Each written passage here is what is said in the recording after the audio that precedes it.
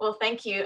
This is Beth McGinnis. I am here on Zoom on January the 31st, 2021 with Dr. Demondrae Thurman, euphonium virtuoso and teacher and just all around great guy. So Demondrae, would you tell me just a little bit about your musical background? Maybe where you started, what your first musical memories are, that sort of thing. Sure. Growing up in a Southern household, there's no escaping music, there's a lot of what was, gospel and sort of church music that was happening in my house all the time. I grew up in a house with my mom and my grandmother, so I basically had two moms. I called them both mama, for example. And my grandmother, really did listen to a lot of gospel and a lot of, sort of hymns and church music. And my mom, in addition to those things, was listening to R&B. So I heard a lot of, you know, Temptations and Four Tops and, you know, things of that nature, OJs. And so I always had some kind of music going on in the house. And for me, music outside of the house was early hip hop. I was listening to Africa Boombata and Run DMC and Grandmaster Flash and just all these old school hip hop guys from New York. And so I had all of that music happening in my head at once. And I was always sort of drawn to uh, TV theme music, so cartoon soundtracks. One of my favorite ones was The Greatest American Hero.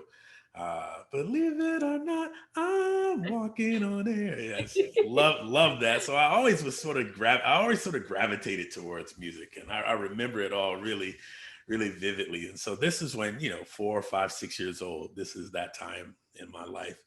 My first time sort of being introduced to what I would call, sort of formal music or, learned music was when I turned 12 and went to junior high school. Um, in preparation for that, the junior high school had come down to the elementary school where I'd gone, Flatwoods Elementary in Northport, Alabama, to recruit. They brought like a pep band kind of thing, and they played, some music. And one of the things they played was the Pink Panther theme song, which, again, being a cartoon nut, I was really into it. So I thought that was fun. And so I thought band would be something cool. My friends from the neighborhood who were older were in it. I thought it would be fun. So I came to that fall semester of my seventh grade year not having an instrument. I really wanted to be a drummer. But my mom told the band director that I couldn't be a drummer because I lived in an apartment. I lived on the second story of an apartment. And so the noise level wasn't going to be something that I could really do. And so I tried a bunch of different instruments and settled on the euphonium. It was just something that I loved. I loved the way it sounded, once I learned how to play it. And I just sort of fell in love with it, and played it for fun, really, until I got to college. I thought I would be an engineer this whole time, that I was going through middle school and through high school. I thought I would be an engineer. Music was just something that I did for fun. Enjoyed it, really enjoyed it. And again, a lot of my friends were involved.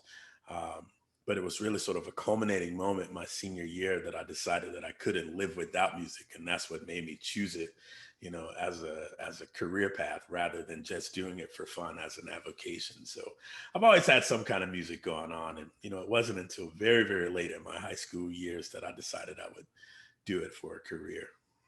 Mm, that's a wonderful story. I had an early experience with the Pink Panther theme myself. I remember playing that in middle school district honor band, Ah, and we had, and I play the flute, and we had that very low register on the flute. We had the theme at one point, and it felt so cool to play that low register. It's a very cool theme. that's awesome. Yeah, That's awesome. It's a yeah, great tune. It's, I yeah. mean, it's a It Henry really is. Mancini. Yeah, I think Henry Yeah, Mancini is the composer. Yeah, really great tune. yeah. How do you think those early interests in hip hop and TV themes and all of that, how does that shape your teaching or learning now? I think so. Yeah, actually, I know so. One of the things that I talk to my students about a lot is, staying musically curious. And I frame it, you know, coming from the perspective of the way that people write music now is from a pretty wide perspective. We're not just writing, we're not just playing music that's written in the classical style or in a romantic style or the Baroque style. People are integrating, hip hop vocabulary, jazz vocabulary, Latin music vocabulary into the compositions. And so if you can trace the root, of that particular part of a piece of music, you have a better chance of performing it in a way that the composer would have intended. So that's the way that I sort of frame it. But other ways that I get to talk about it is, particularly with hip hop, is the steadiness of the pulse and how rhythm functions on top of the steadiness of the beat. And the fact that there's so many different layers rhythmically in hip hop. Usually there's a pretty fundamental bass line, and then there's any number, of layered things just in the track, let alone what happens when the rapper starts adding that level of rhythmic complexity on top. So just being able to dissect, basically like dictation, dissect all of those different lines, you become more aware of how pulse and rhythm are really two different things and how they need each other, to work well, but they're totally different. You need to respect them both. They're not one thing. And so I get to talk about it, in that way as well.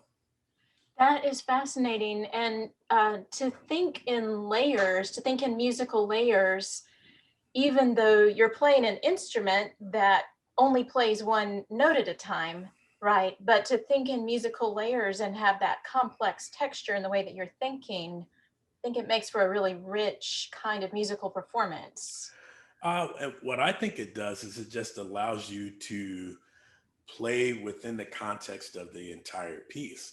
So unless the piece is, a solo euphonium work or a solo trombone work or whatever, there's going to be more than one part. And even in the case of some unaccompanied music, there's more than one part that's going on. And if you're able to sort of distinguish the voices clearly, you can decide how you want them to be different and how you might want them to intersect. I mean, we've been doing that since like the Bach cello suites, so way back then.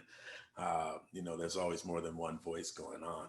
But most of the time, what we're playing are things that are, a part of a piece of music, say like band or orchestra. Or if you're playing as a soloist, you're still playing on top of some kind of an accompaniment or within some kind of accompaniment. And so if you can have an appreciation for the other textures that are going on, you can fit yours in or on top of in a more informed way. So that's essentially how I handle the layering and why it's important. Yes. Speaking of the Bach cello suites, you have played, you're something of a musical omnivore, aren't you? Because, I mean, you've played transcriptions of those, you've played aria transcriptions, you've played spirituals, you've played newly composed compositions. What's your favorite thing to play? Does it matter? That's a great question. I've never been asked what my favorite thing to play is. That's kind of, I'm surprised that I haven't. Yeah. I don't think I have a favorite thing to play or a favorite type of music to play. Um, Partially because I don't want to develop the kind of, I guess, dependence on liking what I play from an emotional standpoint. Not every time, not everything that I play will I actually like. And it's just the nature of music. Um, but so there's a piece that I enjoy playing, I think, the very most. It's because of some of the outside uh, components. A piece that I really enjoy playing is the Heritage Concerto. It's written by a friend of mine, Anthony Barfield. He's an African American composer living in New York City. And strange to talk about the cross section of classical music and hip hop. He actually, makes his living as a producer of pop and hip hop music. So, so it's kind of a weird thing. But uh, he wrote a piece that I feel like encapsulates the struggle of the African American male and the triumph that could be the African American male. Um, and so he wrote it sort of based on, you know, the old African uh, sort of components, constructs of being an African American. The first movement is entitled "Building of the Pyramids," for example, and so you hear this constant, struggle. Everything feels like it's going uphill all the time, and there's this tension in the music that's really kind of palpable. The middle movement is called the Nile, and it's supposed to represent sort of serenity and peace. And then the last movement is the triumph of King, Tutmosis III, which, pretty powerful figure in Egyptian time. And so it's a piece that I really kind of connect with, because there's always some sense of struggle and some sense of, overcoming that needs to happen. I tend to carry myself in a way that's pretty still. I'm never really up or never really down. I'm just sort of even, and that second movement, really sort of resonates with me in that way. And I know that if I'm doing my best work, it'll be perceived in a good way, in a positive way. And so that's the third movement. And so it's a piece that I feel like I can identify with. They're pieces that I enjoy, the music equally as much, but in terms of the totality of performing, this piece is probably my favorite. Yeah, that's a beautiful description. You carry yourself, you said you're even, and you carry yourself with a lot of confidence.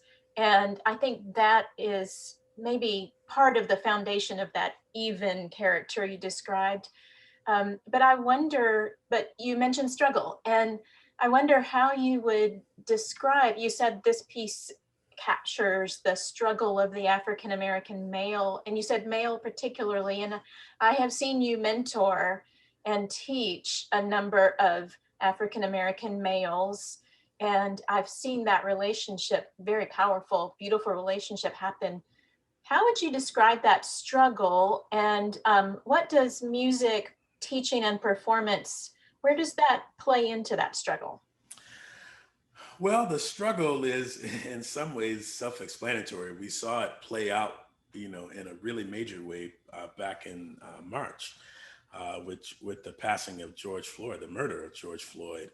Um, and I don't know the full circumstances of that whole situation, but what we saw clearly, was someone who wasn't, you know, um, trying to struggle to get away from the authorities or anything like that, and it was literally killed. And so that's something that Black men are taught could happen to you as early as you can comprehend, you know, uh, what that might mean. And so just carrying around the baggage of, having essentially to be on your best behavior at any given moment, or, something, life threatening, might happen to you. It's kind of a tall order. That's a big ask, for you to have to behave like that, and being a male, that's just a part of it that I can identify with. I've seen, what, my mom and my grandmother had to go through, both my grandmothers for that matter, had to go through, but I can't really identify with that. I don't know what it's like to be in that situation. So I said male specifically because that's the one that I walk in. I literally can identify with that. And so that's just one example. We're always taught, from early age that we have to be much better than our counterparts of other races, just in order to be seen in a certain way. So there's, achieving a certain level, and then knowing that, in order for it to be noticed, it has to be one notch above. That's a tall order. And the way that sort of cross-sects with music is very much in the same way. Hey, you can learn all the notes, learn all the rhythms, turn all the phrases, play all the dynamics, but there has to be something special about it. You have to really make sure that what you're saying comes across, if it's not, comes across as being genuine, being honest, being vulnerable. These are all things that we can get away with from behind the horn, because we're actually not speaking words. We're just playing music. And if you do it the right way, you're allowing people to infer their own, thoughts and notions about it if you deliver it a certain way. And you never have to agree or disagree. That's for everyone else to decide how your music makes them feel or how they respond to your music making. And so just, teaching with that level of excellence and being able to draw specific comparisons to my Black male students to say, hey, here's something that I literally did walking in your path, so I can pass it along in that way. Whereas, I don't feel like, my Black female students or, my white students or my Asian students, they're not at a disadvantage at all, but I literally can relate to every Black male student that I've ever had, in just about every way. If they decided they want to study music, then we have more in common than I do with anyone else, that I'm ever around. So there's a certain, I won't say responsibility, but I make sure that they understand where I'm coming from. Yeah. Yeah. Well, I have seen that relationship up close, and I can vouch for how powerful and meaningful it is to those students. I teach some of those same students occasionally. What what do I need to know as a white female? What do I need to know about their struggle? Um, I wouldn't be able to talk about any specifics, obviously, because each person is, individualized. But what I can say to you is, just continue to be aware that it can exist. So if you see, something, through the grades or through, attendance to class or something like that, that might be, slightly different than what you would expect, you know, bring it up, and what I try to do in my own thing, and I'll offer it to anyone who will listen, is I assume that something is going on as opposed to assuming that they're, just being left of center and, just going off the deep end or whatever, just being rogue. I always assume something is going on. And so my first instinct is to say, hey man, is everything cool? Let me know if I can help you outside of this in any way, and leave well enough alone. I never prod, never poke, because sometimes it's none of my business. Sometimes they just need to know that, hey, I sense that you're slightly off, and I'm letting you know that I sense it. And if I can be of service in that way, let me know. And then you back off. And at least at that point, they see that you care, you've offered your services to them, and then that's it. And then you continue to grade like you're supposed to, continue to do everything like you're supposed to, because that standard doesn't lessen just because something is going on. So just, try to be really attuned to it, bring a level of attention to it, show a certain amount of care early, and then back off. Yeah, That's what I would recommend. that's helpful. That's really helpful. Um, well, we might come back to some related topics in a bit, but I think I might need to back up a little bit because I'm not sure that everyone who might hear this podcast episode really knows anything about the euphonium. And Okay. yeah, so I mean, you said you were attracted to the sound early on, and it actually means good sound, right? Yep, beautiful sound. Yep, What do exactly. we need to know about the euphonium? Well, I guess I'll come at it academically first. The euphonium is a member of the brass family. If you think about the brass family being trumpet, French horn, trombone, tuba, euphonium is a member of that. In our country, particularly in the South, we mostly think about it as a baritone horn, but in truth, that's actually another member of the brass family. It's a different instrument, very related, but still different.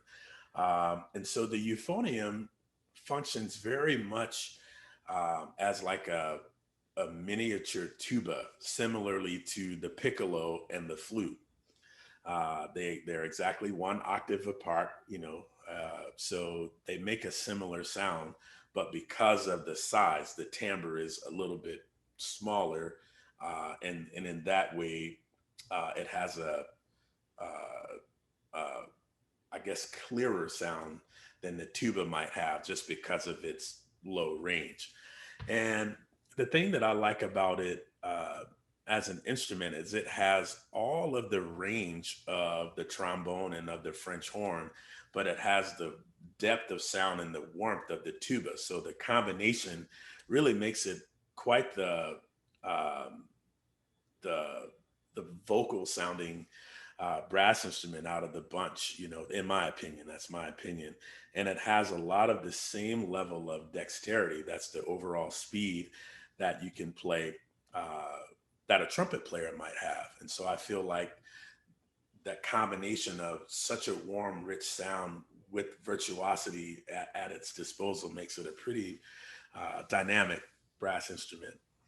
It has it all, doesn't it? It has it all. Yeah, there's literally nothing you could ask for that the instrument can't do. And you said it was a vocal sounding instrument. And I have heard you teach a lesson where you are singing to the student, you're modeling through singing what the student needs to do on the euphonium. Tell me about that.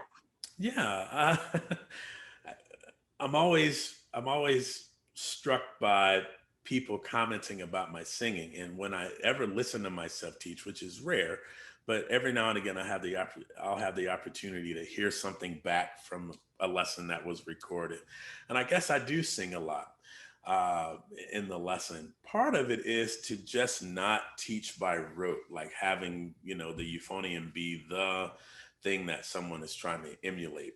But what I talk about a lot in my teaching is that the euphonium is just a vehicle to express what I have in my body. So that's every tempo, every, quality of pitch, the intonation, what I do with vibrato, how loud or how soft it is, when I choose to take time, when I choose to speed things up. I can do all of that with the euphonium on the floor. And so if I have a really strong connection to that, then I just pick up the euphonium and do it with the euphonium on my face. And so I sing a lot to try to, in a sense, demonstrate that what I'm going for musically is inside of me, and the instrument is just a vehicle for it. Yeah, singers talk about how their instrument is their body, but it's really the same with instrumentalists too in that way if we recognize it. Right. And I think what singers miss a lot of times, and this is, I have a really great voice colleague at Indiana who I'm able to talk to about the pedagogy of the voice. And I feel like what happens with a lot of times with singers is when they think about their instrument, you know, they try to equate it to like a euphonium or a violin or something like that from a technical standpoint. So if there's a certain limit to what the instrument can do, then that's the parameter you work in, as opposed to trying to expand beyond what might be capable, so that at least once the instrument catches up with the musician is has already been formed. And I think that's the beauty of teaching low brass for me, is that I can appeal to the musician well before they're capable of actually doing something on the euphonium, so that, once their technique and, ability on the instrument catches up with their musicianship, they're actually playing like they want to play, as opposed to, okay, now you can actually do this thing on the euphonium. Now let's make some music now that your instrument is ready for you to make music on. I think that's a mistake. And I hear that a lot with singers where, there's no attempt to like turn a phrase because the instrument is limited. And I just feel like that's a mistake pedagogically. But I haven't had a chance to talk about it except for with this one colleague at, at Indiana. Well, sounds like if there's one colleague you can discuss that with, then that's good. That's and and she's on board with me. She thinks like I do. So yeah. so we're two peas in a pod That's in great. that way. And it's great to chat with her because, she it's just really cool to hear someone speak that way, teaching voice. It's really kind of neat. Yeah, yeah, that's wonderful. You've had so many different kinds of collaborations. Speaking of colleagues, you've had been a part of at least one chamber group that I know of, the Sotto Voce Quartet, but Hmm. I think others as well, and conducted. Yeah, tell me about some of those collaborations. Yeah, I've I'm pretty fortunate that I've had a very diverse musical life. The Sotto Voce Quartet you mentioned, we started as a student ensemble at the University of Wisconsin. Three of us were in graduate school, and the other euphonium player, Patrick Schultz, was a senior. Finishing up his time there. And because he did a double degree, he got a degree in euphonium performance and he got a composition degree. He was there for 5 years. So the quartet got to function for 2 years, under the tutelage of John Stevens, who we all went there to study with. And we had some success with national competitions and obviously some regional and state level competitions. And once we finished school, we decided we would enjoy each other's company, and we should maybe try to give it a go to see if we could stay together as a group and get hired to play places and things of that nature. And we've been reasonably successful for two tubas and two euphoniums, playing chamber music together. We've been together for over 20 years now, and we've had the great fortune of traveling all over the world playing concerts. And so those are great. I've also spent some time in a couple of different trombone quartets that have had more of a, sort of a local regional presence. I'm in a brand new one right now. As a matter of fact, we call ourselves 2059 because three of us live here in Tuscaloosa and the other one lives in Louisiana. And literally, you take 2059 to get from one place to the next. And we'll be playing the International Trombone Conference this summer. In Columbus, Georgia. So we're pretty excited about that. Having the opportunity to, conduct, school ensembles, Sanford Wind Ensemble, University of Alabama Orchestra, in addition to some professional conducting at the Eastern Music Festival, the Tuscaloosa Symphony. Those are all been great. And I feel like, Beth, all those opportunities have come my way because I'm still pretty musically curious and always have been. And so these were things that I actually studied in school. I studied conducting while I was working on all of three of my degrees. I studied trombone, while I worked on all three of my degrees. My third degree is in trombone, as a matter of fact, my doctorate. And so, it's just the fact that I've remained interested in these things, created those opportunities, when they were able to come up, I was able to say yes, just because, I had some skill set. And as you mentioned earlier, the confidence that I might be able to, do a good job at that thing. Hmm.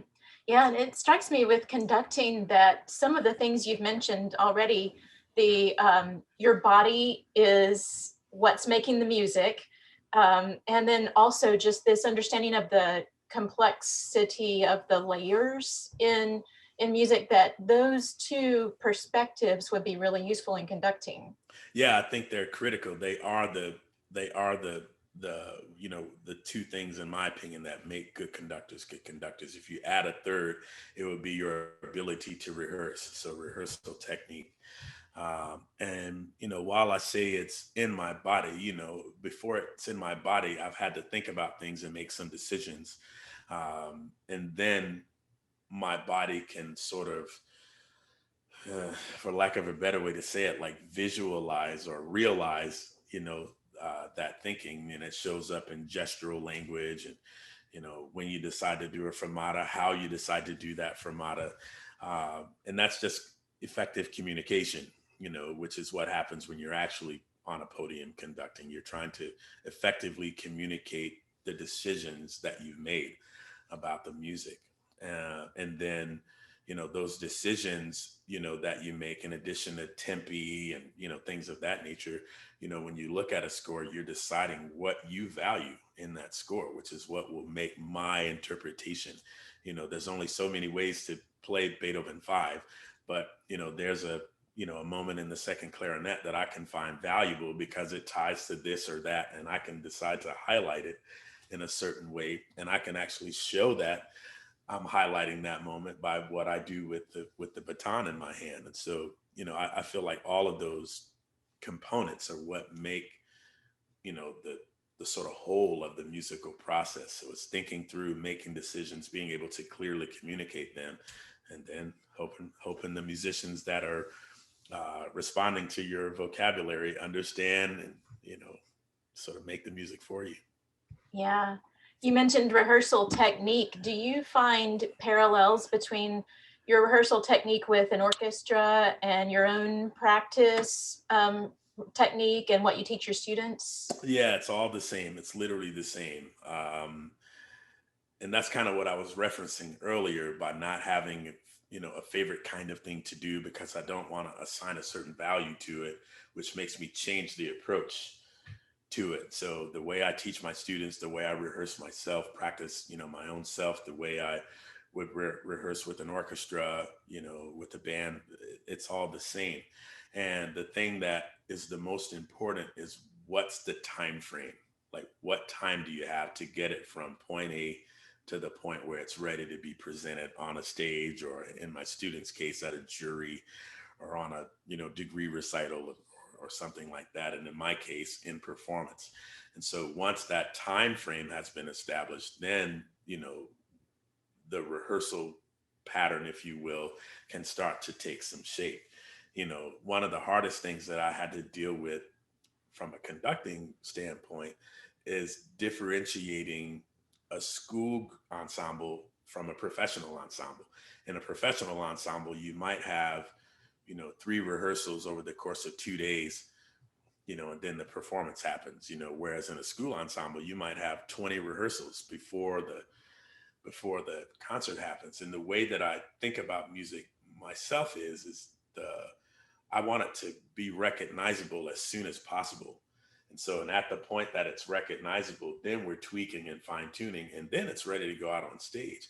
And so once I started working with school ensembles, college groups, I had to sort of back off the speed in which I expected, the product to become recognizable, for example. Whereas with the professional orchestra, let's say we're doing Beethoven 5, there's an expectation by them that we could read the whole thing down with no talking first, and then rehearse from there. It should be prepared at that level, first rehearsal, and then you're working from there. Whereas there's no way I should expect a college ensemble to be able to read Beethoven 5 straight down and rehearse from there. So I might go section by section, still with a certain level of expectation, but section by section rather than the entire piece, or even movement by movement. And so those are the adjustments that I find myself making. But in terms of the process, not much is different, just the amount that I might expect and how much time it takes to get it from point A to point B. But other than that, everything is the same. Mm-hmm. And you've played in a lot of orchestras around the world too, in addition to conducting. And I guess that's the other side of the experience. You're one of those layers in that whole texture.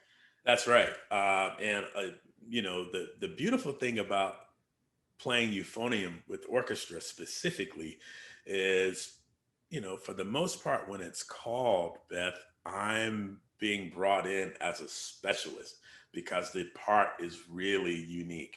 And usually it's a solo voice.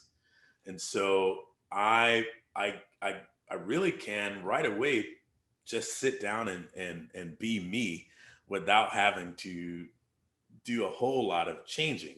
And then there's certain pieces, for example, Ein Heldenleben is one of these pieces by Strauss, that I'm basically just tuba one. There's two tuba parts. There's tuba one and tuba two, and I'm basically functioning as tuba one. And so that piece in particular, I do have to be more cognizant of what's happening in the orchestra.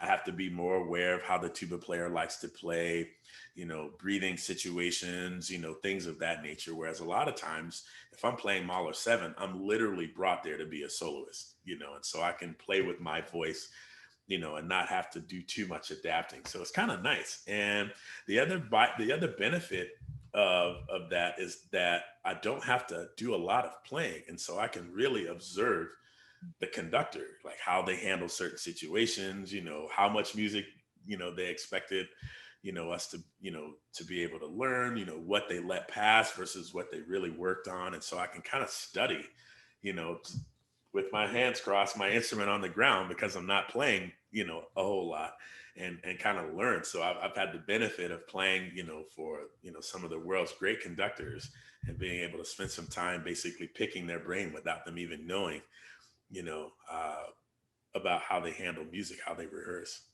Oh, that's really interesting.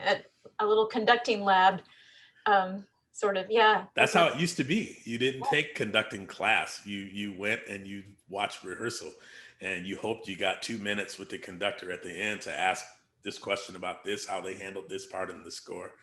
mm, And Bernstein didn't take any conducting lessons. He went to the New York Philharmonic, got the assistant job, watched until it was his turn, and the rest is history. wow, wow. So, how would you describe your unique voice as a euphonium player? What makes the difference between you and another euphonium player? Um, uh, I really think what makes anyone unique is how how you decide to include your life's experience, in your music making. Uh, and that's kind of a broad answer, but what I mean by that is, you know, the music that I mentioned earlier in our talk, that music shows up in the way that I play. I have a certain connection to African American music, Black music, that my British white counterparts just don't have. Stephen Me that hasn't spent any time with R&B music. He hasn't spent any time with hip hop music, and when those references happen in modern music, he may not get those. Whereas, conversely, when a brass band reference happens in a piece of music, modern piece of music, I'll miss that and he'll crush it. And so, in order for me to be even more well rounded, I have to put my ears on Stephen Mead to see what choices he made on the same pieces that I play, because I might learn something just by how he chose to handle something, and I can decide whether or not I want to adopt that into my playing. But I feel like the other thing that sort of makes me unique is I feel like my ties to the orchestra repertoire and to non-euphonium music. You talked about me being an omnivore of music. Mhm. I think the fact that I've spent a lot of time listening and playing to music that wasn't written for our instrument gives me a certain um, just uniqueness to the way I would play even our own music. I can say, oh, I remember, handling this aria this way, and this seems like a similar passage in this euphonium piece. I'm going to treat it, with the same level of care or whatever that I would have this piece. And if I hadn't spent any time with this piece, I wouldn't have that perspective for this moment in a euphonium piece.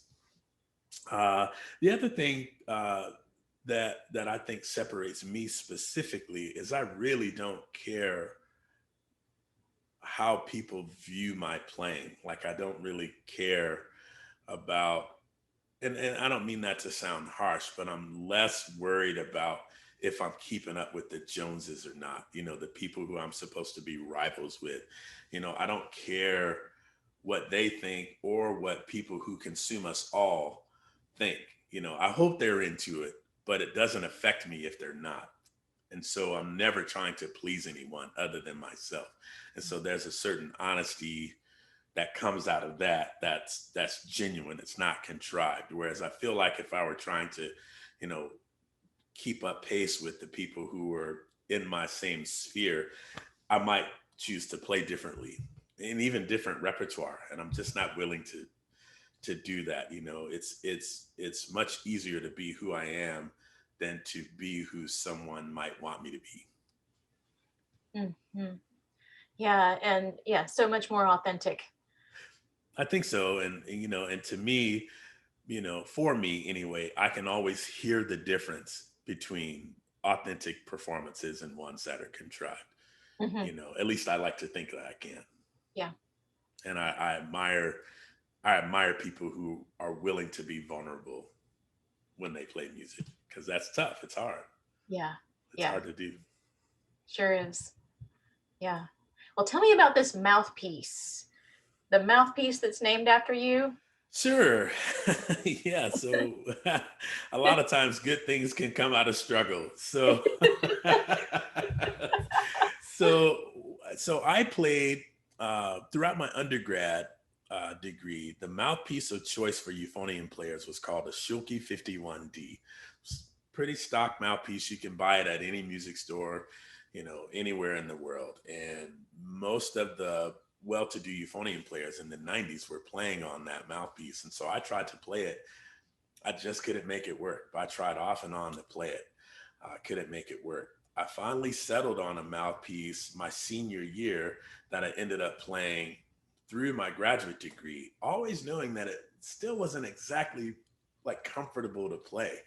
But it was the best thing that I could find at the time. And at the time, there were no real euphonium mouthpieces. There were trombone mouthpieces that worked well on the euphonium, but people didn't conceive of, mouthpiece makers didn't conceive of having a line of euphonium mouthpieces. That's only been since I've been a professional musician, and I would say, the Stephen Mead line, I think it came out in the late 90s, early 2000s. I think Brian Bowman had one or two mouthpieces at that time as well, late 90s, early 2000s. And I was already teaching music by then. And so it almost became like something that you did. If you were a professional, you tried to get yourself a mouthpiece. But what happened to me was I developed like a really bizarre embouchure problem in my third year of teaching at Alabama State. Uh, all of a sudden, the mouthpiece just felt too small. And so my lips would swell at a ridiculous rate and I couldn't play. I literally couldn't produce a buzz. And so I went, oh my God, is this the end of my playing career or, what? And so I started experimenting with some mouthpieces and found some that allowed me to play, but it wasn't comfortable or it didn't make the sound that I was interested in. And so Terry Warburton, who's a mouthpiece maker living in Florida, uh, heard me sort of going through mouthpieces at a conference. I was just playing a bunch of stuff, trying to see, and he came up to me and said, "Man, you sound great. It looks like you're looking for a mouthpiece." And I was like, "Yeah, I can't find anything, whatever," went through the thing. And he gave me one to try. And I said, "All right." I played it. I said, "Yeah, I like this. Here's what I would do differently. I wished it did this. I wished it did this, blah, blah, blah, blah, blah." And he was like, "All right, take that one. And I want you to write down all the good things and bad things about it. And then we'll start designing one for you." And I went, "Really?" Because this was like a thing, euphonium players didn't have mouthpieces. So I said, "Wow, okay, that'll be cool." And so I did it, sent it to him. And a couple of weeks later, he sent me three what were going to be prototypes based on, what we had talked about. And I was like, cool. So I tried those and, we did that for maybe 8 or 9 mouthpieces worth of communication. And then we got close enough that I flew down to Orlando to work with him for a weekend. And about an hour later, he had what I still play as the Demondrae model mouthpiece. And basically what I did was make a mouthpiece that was comfortable around my fairly fleshy lips, comfortable to play, wide enough rim, but that wasn't too deep that you couldn't, make the high sounds, on the euphonium with some kind of resonance without them sounding dull. And so it really came out of a problem that I had, to be honest. And it's the only one that I play. It's the Demondrae model. There's no variations of it. It's just the one mouthpiece. And I had no idea that he was going to make it for public consumption. I thought it was just something he was making so that I could play the way I wanted to play. But as it turns out, is one of his top selling mouthpieces. Oh, that's great. And I guess it is part of your unique voice too, in a way. Yeah, absolutely. So when Miraphone, we started our conversation about Miraphone designing a euphonium for me. I said the one thing that I can't change is the mouthpiece. I said, so whatever prototypes I try, I have to be able to try it with my mouthpiece. I won't try it with any other mouthpieces. And so, we same thing. We sort of went through the design process, and we finally got to the instrument that I play, and Terry Warburton and Miraphone hooked themselves up through me. So every Miraphone euphonium that people buy comes with, the sort of Miraphone version. The only thing that's different is the label version of the Demondrae mouthpiece comes with that instrument. Wow. Oh, that's just exciting. That's really exciting. Yeah, that's so interesting. You know, my lips are sort of fleshy too, and my brother is has very similar lips, and he's a trumpet player. Okay. When he started in middle school, they told him that he really shouldn't try to play trumpet; that he should play a lower brass instrument Hmm. because of his full lips.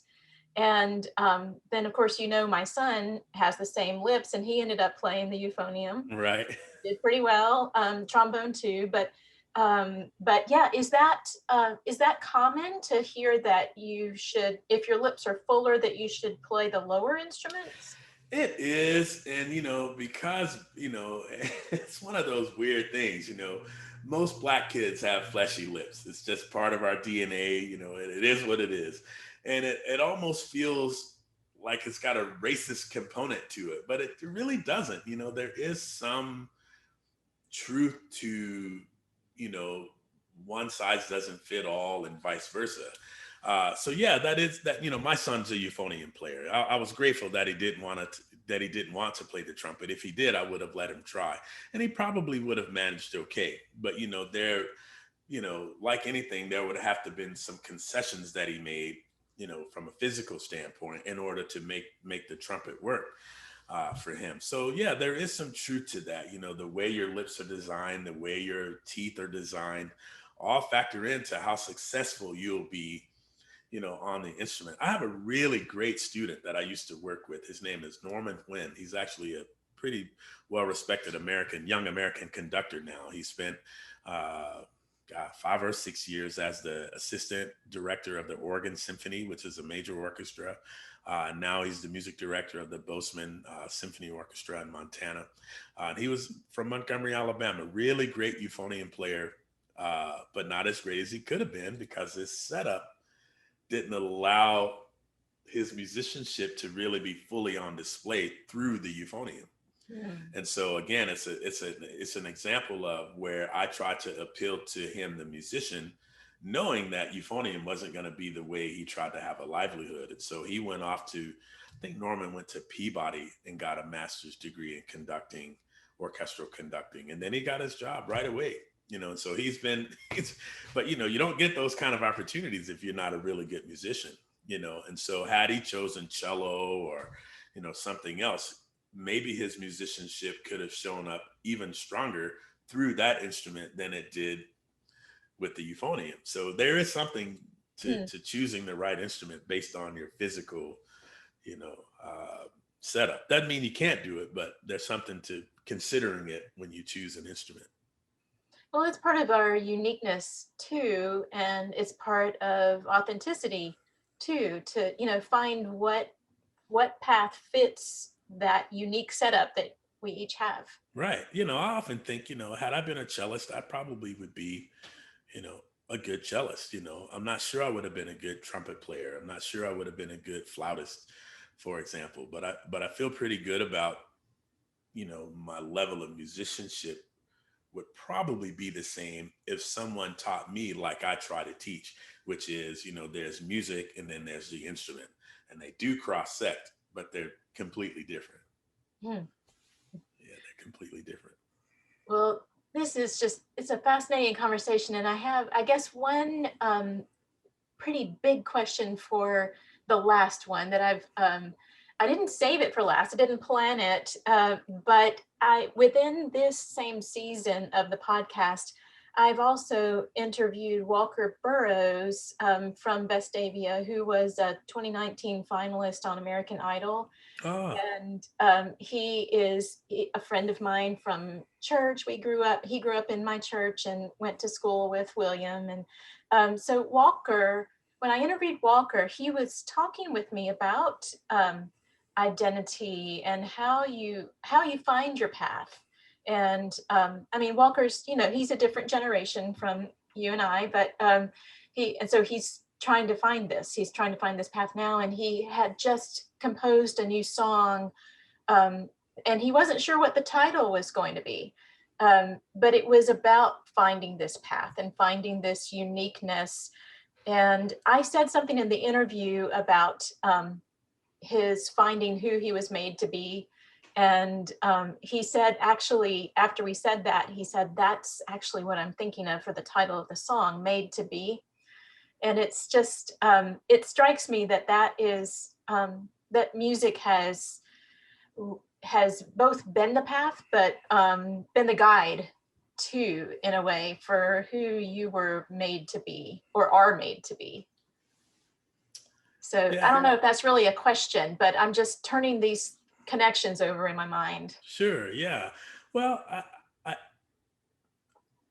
I'm grateful that I grew up when I did. I'm grateful that I'm not trying to make my way in the modern, you know, uh, vision of making my way. You know, I, I talk to my son about this just kind of in passing a lot. I talk about, my being dumb, you know, pretty much the whole way through my life has benefited me, and what I meant by that, was no one put obstacles in my way to allow me to cast any kind of doubt about anything, nor did I have a strong vision of what I was headed towards. And so what I did was just try to cultivate me. It sounds so selfish when I say it out loud, but it really isn't. What I mean was I just concentrated all of my energies inward, like how can I, be the best euphonium player I can be? How can I be the best student, that I'm allowing myself to be while trying to be a great euphonium player and while trying to have somewhat of a social life, which was really important to me. Um, and I just worked on myself. I'm certainly not perfect. I've made my share of mistakes and will continue to make them. But I'm grateful that I didn't have a career path to chase. I didn't even know what you could do as a euphonium player when I entered college. I didn't know what job opportunities I had. I just knew I wanted to do this. I wanted to be really good at it and that it enriched me. It made me feel a certain way. And I'll let the chips fall where they may. And that's basically what happened the entire time. I did 4 years at the University of Alabama. I auditioned for the Marine Band my senior year. I made the finals. Long story short, they told me that fat people can't be in the military and that I wouldn't be able to safely lose the weight. I understood that, respected that decision. So for a career path, which was the number one career path, play in a military band, that was stripped from me. I was never going to be small. That was stripped from me my senior year of college. And by then, I'd already committed to going to the University of Wisconsin anyway, because I wanted to work with John Stevens, because he showed himself to be the type of musician that I wanted to be. He was composing music, he was arranging, he was conducting, he was playing jazz, he was playing classical, and he was good at all of it. And so I was, gravitated to this guy. I wanted to spend time with this guy. I spent those 2 years, met the Soto Voce Quartet guys, did a bunch of cool stuff in grad school. And then I got a job that summer. I started teaching at Alabama State that fall. So again, everything just sort of meandered the way that it did. And I ignorantly fell into all of these really great situations with no preparation outside of taking care of me, and then the opportunities sort of came. And so I try to get the modern student to think more like that, but it's so hard because there's so many ways for them to see whether or not they're keeping up with the Joneses. Everybody's posting on social media. You know, you can have a CD, that's professionally produced in high school.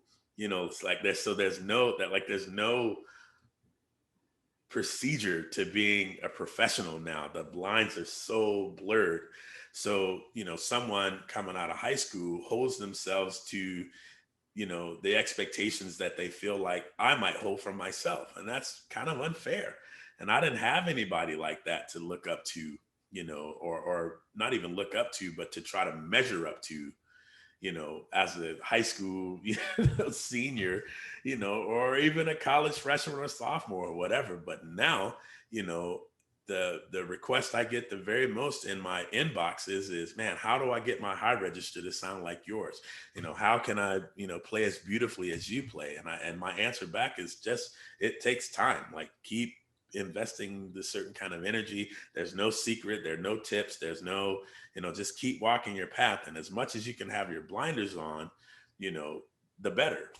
Keep concentrating on you. Don't worry about what I'm doing. Don't worry about what, the person in your class that lives in California is doing. Like, just sort of stay dumb, stay focused, and it'll sort of it'll work itself out if it's meant to. You can't force it. Yeah. Well, that's great advice for all of us, I think. You can't force it. I mean, as much as we'd like to think we're making things happen, there has to be an opportunity first, and that we can't control. Yeah. Yeah. Thank you for that. That helps me. That helps me to think through my own path. Yeah. There has to be an opportunity. I get a lot of people questioning, well, how can I make myself stand out? This and that and the other. Stand out for what? Well, just in general, where there has to be something that you stand out in before you can stand out. Yeah. So let's have the discussion once there's actually something in place, whether it's a, interview for a college teaching job or a orchestral audition or whatever it is. Like, there needs to be something first. In the meantime, keep working on being better. Keep working on being better. Find that thing that you can improve and try to improve on it. At least be aware of it. If nothing else, write it down and have it, look at that thing every day and go, all right, I got to get better at my low register. And then you can come up with a path to get better at your low register. And then it might show up when someone writes that concerto that exploits the low register. Then you'll be ready. That's the way I look at it. That's the way I look at everything. And so it just makes being me easy, because I'm not too worried about the opportunity, because I have no control over the opportunity. Oh, that's a great approach. Yeah. Well, being you is fantastic, and you're an inspiration to me, but also I'm just grateful for your friendship. I'm grateful knowing that you're out there in the world. Oh, I appreciate that. I think we're two peas in a pod, Beth. I really do. I do too. I really appreciate your taking time to talk with me today. I have thoroughly enjoyed it. And I just look forward to the next time that I'll be able to see you in person. Come on, COVID. Let's get out of town. Let's go. I know it. Yeah. Best of luck as you start to go back to teaching all in person. I know that's a challenge right now. So I hope that. I love my students. So if it's going to get me, that's the way I want it to happen. Doing what I like to do. Oh, that's a good attitude. Yeah. Well, thank you. And my best to your family. And likewise, same to you and yours. Please say hi to William for me. Okay, I sure will. I'll text him right now after we finish. Thank you so much. My pleasure. Thank you.